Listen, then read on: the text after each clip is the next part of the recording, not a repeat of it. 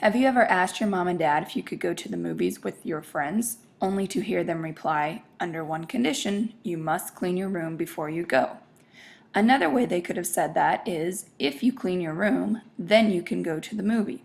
That is called a conditional statement. We will look more into the parts of them and how they help us understand some definitions in geometry.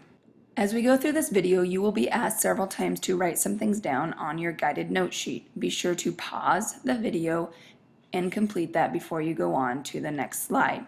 We are first going to start with some Venn diagrams. Take a look at this cartoon and fill out the question on your guided worksheet.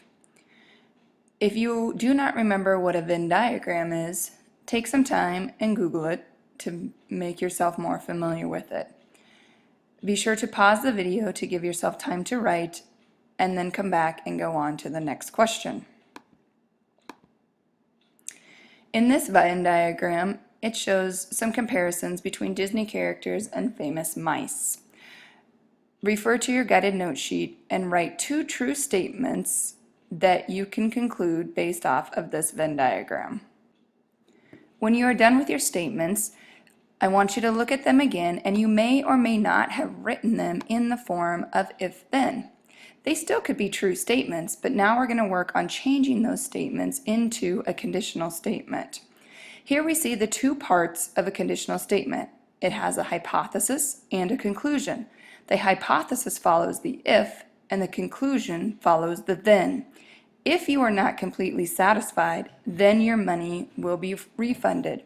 Conditional statements can be either true or false. Let's take a look at another example.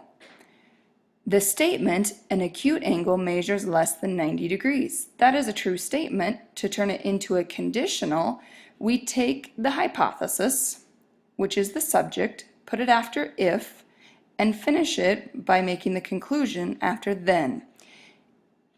If an angle is an acute angle, then it measures less than 90 degrees.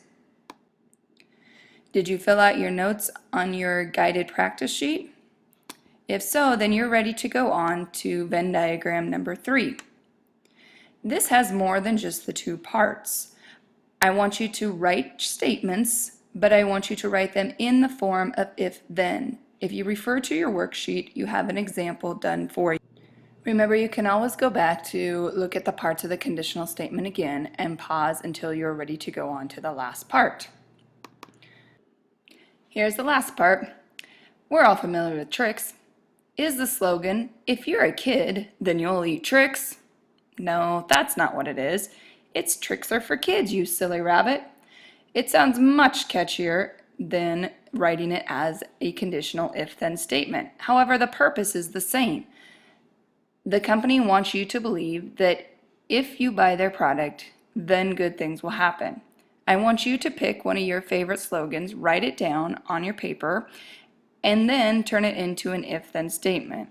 We will share them tomorrow.